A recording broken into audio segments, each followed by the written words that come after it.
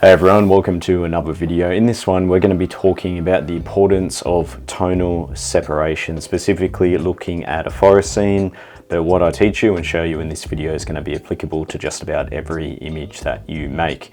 But before we start, I think we better head out and actually go capture a scene. So let's go jump in the boat, head out into the wilderness and try and create an image.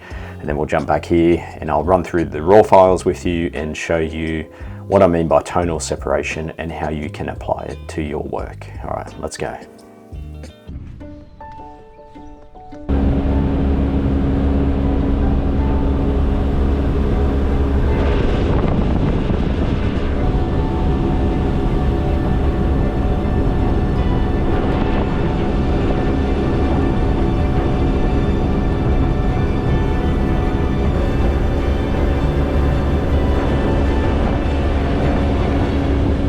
Nice waterfall, good flow on it. Pretty rocky beach though.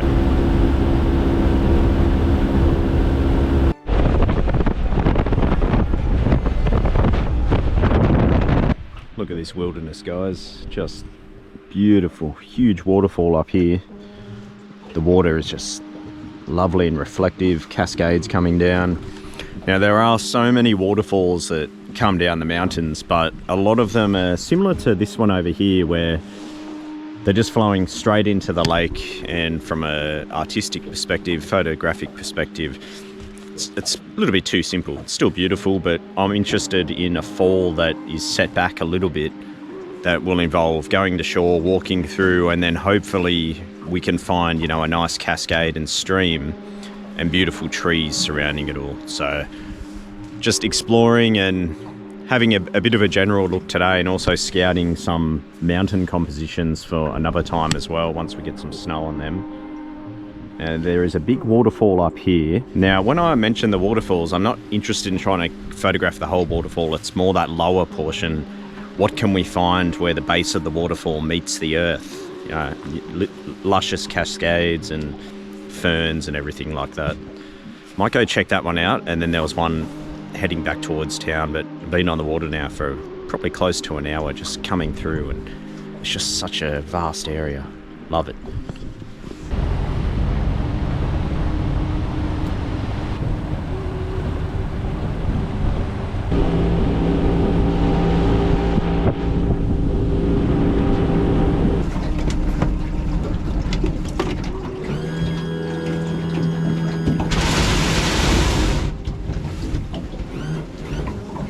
Right.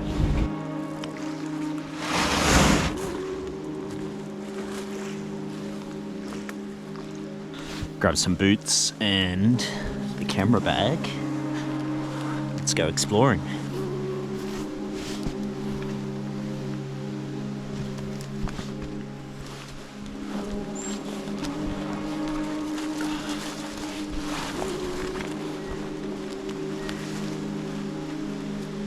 What is that?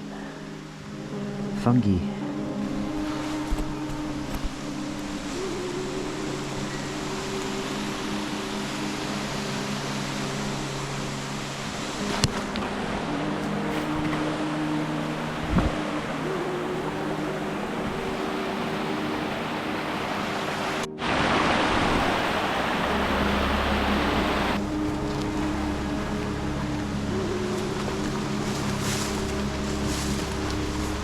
Oh, bit of a waterfall up there. Potentially a bit messy though. Lots of logs.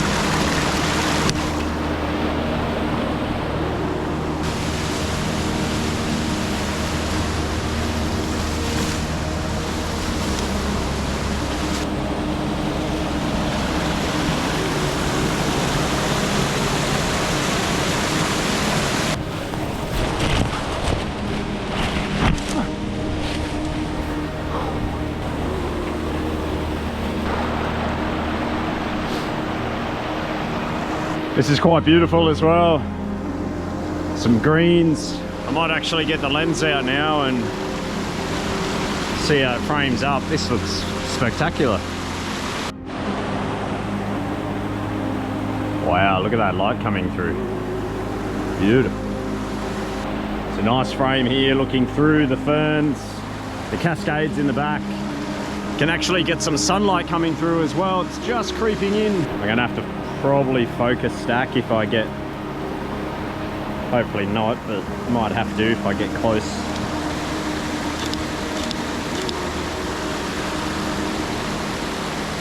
So nice with that light coming in. Gentle breeze there. I don't like that dead stick on the side. I'm gonna have to go move that, but look at that frame. Woo! What a beautiful moment.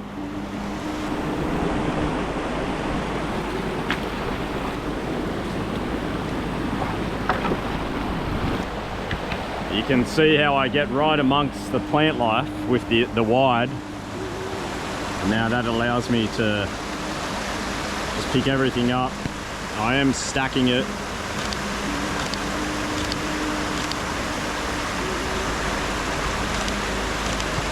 The worst part is the slight breeze.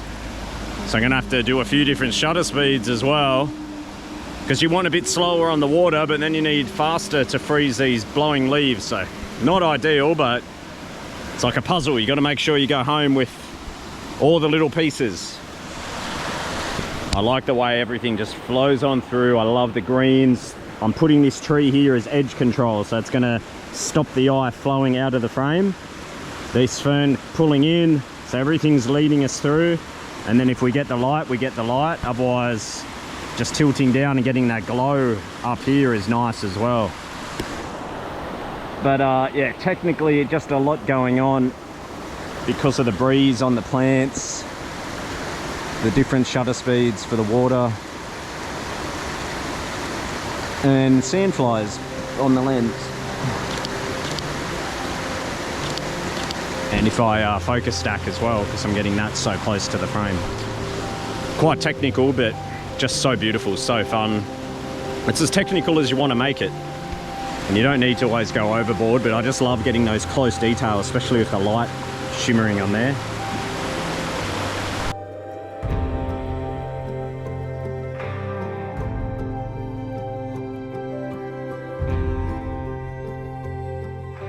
Alright everyone, thank you for joining me out there. So you saw the image there, the final result. Let me pull up the raw files here and we'll talk about those and some of the thought process with selecting this image and then the tonal separation side of things, which is so critical on these scenes. So here I am in Adobe Camera Raw and I have the raw files opened and these have an edit applied. Now let me just show you without the edit. I'm going to click up here and reset to default. Bang. That's what I started off with. And now I'll just undo and put that back on.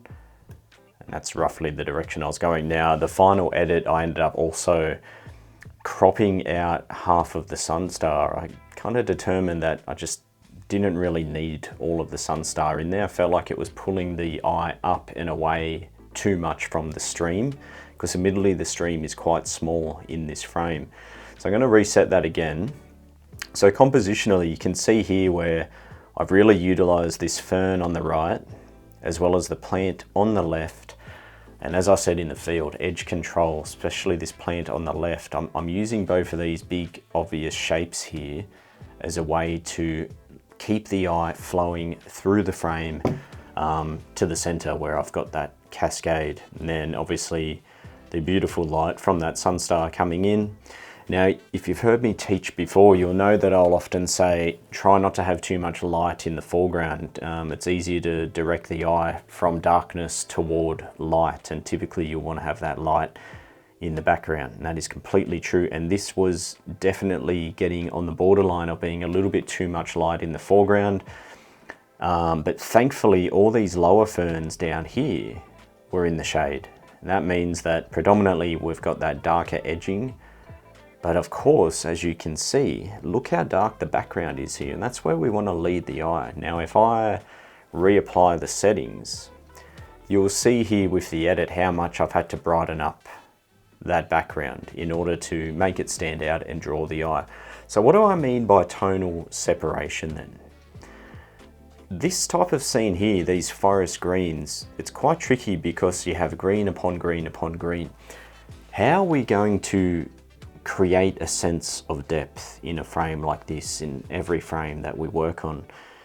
It's all about tonality, and it's what painters really have to learn and pay attention to, because they're creating from scratch, working on a two-dimensional surface but trying to make it three-dimensional.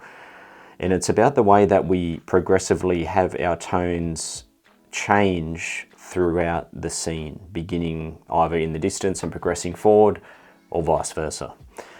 One of the strongest things that we're using is colors and contrast.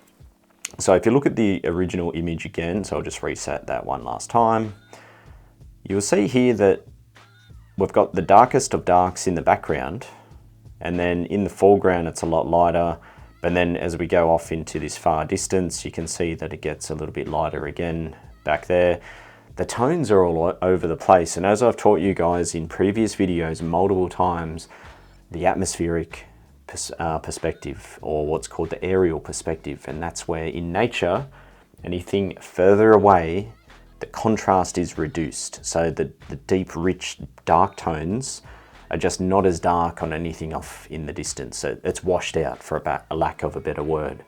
That's what we need to replicate in our raw files. We really need to have that progression of heavy contrast and then flowing outwards to less contrast. So how did I do it in this scene? Now, by the way, you would have noticed I've got two files open down the bottom here.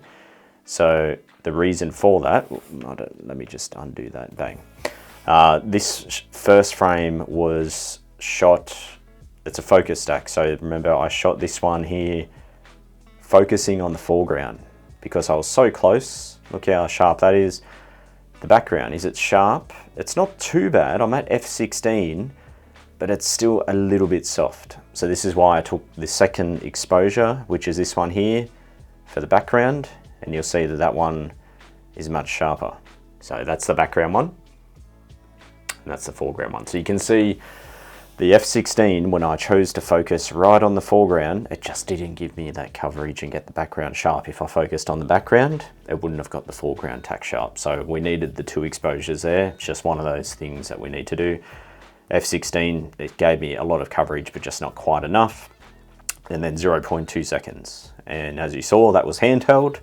No worries. Now, I didn't need the faster exposure really for the blowing plants. I probably could if I really wanted to, but honestly, I'm just going to let it go. This one is more than fine. This one in the corner is not, that's been blown around, so maybe I'll crop that out or clone it out.